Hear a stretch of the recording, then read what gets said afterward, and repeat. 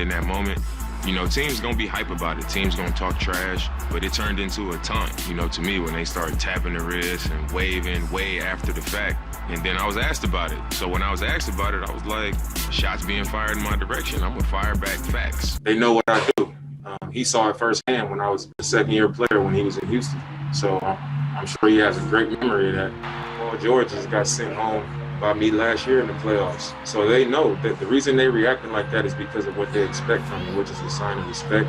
If anything, it should just tell you how much it hurt them to go through what I put them through in those situations. You gotta love NBA rivalries, but where did this even come from? You might think it starts from this. Patrick Beverley clowning Damian Lillard on this side as he missed these free throws. Damn, Dame time ain't show up. NANI? And then Instagram. Cancun on 3 from Pat Bev. And Paul George, and you're getting sent home this year, he says. All right, PG. Dame Lillard comes back, out. And then Dame's sister called Paul George's girlfriend a stripper, saying that Paul George got a stripper pregnant. Paul George's girlfriend called Dame's sister a cow. Hey yo, that's out of pocket! Of course, somehow Skip Bayless got himself involved and then got roasted by Dame. You might think that this beef, this rivalry starts from last year, but it goes much deeper than that, over 6 years ago. So, let's dive deep. What is up, dudes, dudettes, ballers, players? It's your boy MJ. What's really wild is just less than a month ago, when asked who is the toughest assignment in the league, Beverley immediately named Damian Lillard as that dude, saying Dame is one of the reasons why I went into the weight room. Lillard did say he saw the clowning as a sign of respect because they expected him to be clutch, and he wasn't, so maybe he has a point. So when Lillard talked about sending Beverley and Paul George home in the playoffs, Bev responding with Cancun on 3 is out of place, and at the same time, perfectly in character for the pest that is Patrick Beverley. Meanwhile, Paul George and Lillard have been getting into the most on IG. Their rivalry is more recent, but way more aggressive. But just 6 years ago, as Damian and Beverley were starting their feud, Paul George was apparently a big fan of Lillard when they were running Team USA scrimmages in 2014. Some things change, and some things don't. Like Dame said, keep switching teams, running from the grind, you boys is chumps. To which Paul George defended by saying that, respect that too, in my stint with my first team, I had more success. Dame time running out, G. Bro, what? They are just going at it. They don't even have any content. What? Wow, they drop a leg for rivalries. Y'all know we love rivalries here, so a good 6,892. Uploads on uploads on uploads on the reaction channel. Giveaway on there once we hit 5K. One hot take go happening Friday night on Twitch. And if you're new or been watching my videos without subscribing, don't worry. Subscribing is apparently just... It's a bad shot. But subscribe. So let's start from the beginning. Dame was drafted in 2012, was the Rookie of the Year, averaging 19 points and 6.5 assists. He got the seal of approval from Kobe Bryant. Players knew he was going to be a problem, but not to the extent that he would prove in his second season in the 2014 playoffs. On March 9, 2014, the Rockets were behind 2 against the Blazers with 13 seconds left in a regular season game. Ball goes out, Beverley argues with the ref, and then puts his hand on Lillard's chest. Lillard pushed back, and they started arguing. Beverley even took his mask off. Both players would have to get separated. The Rockets would end up winning this game in overtime, with Harden dropping 41 points and Beverley and Lillard fouling out. Lillard said in the post-game comments that Bev's antics were not basketball, and that everybody knows what he does to get under people's skin. Beverley went on Sports Talk 790 in Houston and said that Damian Lillard whines, and said that he was not a big fan of that, amongst just pretty much a whole roast of Dame and why he's not all that. Yeah, they weren't on good terms. Beverley also said that I don't go out there and try to start fights with nobody. Prior to this game, he was shooting 29% against me. And then came the 2014 playoffs. The Trailblazers and Rockets would face off in the first round, and 9/10 left. A 3 wins the series. It's Lillard. He got the shot off. Lillard, good! Good! And the Blazers win the series! Yeah, Dame hit that, which is why he said he sent Beverley home before. During that series, he averaged 25.5 points per game on 49% from 3. So Beverley got his ass handed to him. Yeah. But it didn't end there. Over the years, they would get in more and more scuffles, like in 2016 when they both had to be separated by coaches and players. I mean, this is what Dame said in the bubble before he played the Clippers. Because sometimes when I've played against Pat Beverley, like for a few years, like we used to get double texts all the time. Meanwhile, Damian and Paul weren't just random players in the NBA, they sort of looked up to each other. In 2017, Dame wanted to sign Paul George, who wasn't even a free agent. What?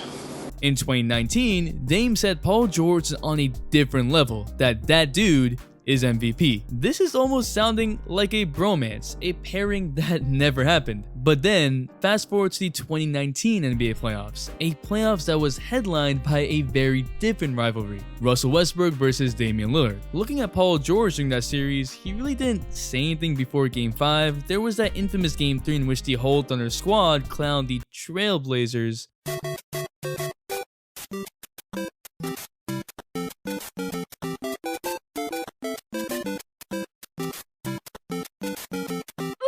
But PG didn't really have a good game shooting 3 of 16 from the field, but Gangsy lined 17 times. The main thing he did was this dunk at the end, but really it was all between Dame and Russ. I guess by association though, Paul George was there, and that's not the best. And we all know what happens in Game 5, but if you don't, here's the clip for like the 1,000th time. What?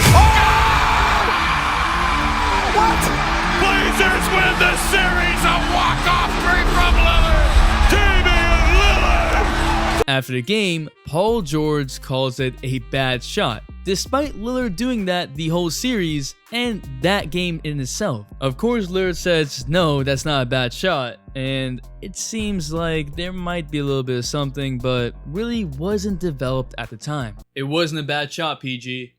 Still, Dame did send Paul George home. The issues between Dame and PG come from fundamentally different values. Lillard has for his whole career stuck with one team. Even when 4 of the 5 starters on the Trailblazers left in one offseason, Dame signed an extension that same offseason. He's even spoken against players going to other teams trying to win instead of building and staying loyal. Paul George became a star on the Pacers, the main guy, came back from a really gruesome injury, and since then been public about wanting to go to the Lakers, got his way out of Indiana out of his contract and traded to OKC, and then demanded to go to the Clippers. He has forced his way out of 2 contracts and teamed up with superstars. And maybe in the process, he didn't even consider the Trailblazers for a place, but who really even considers the Trailblazers? Like, who?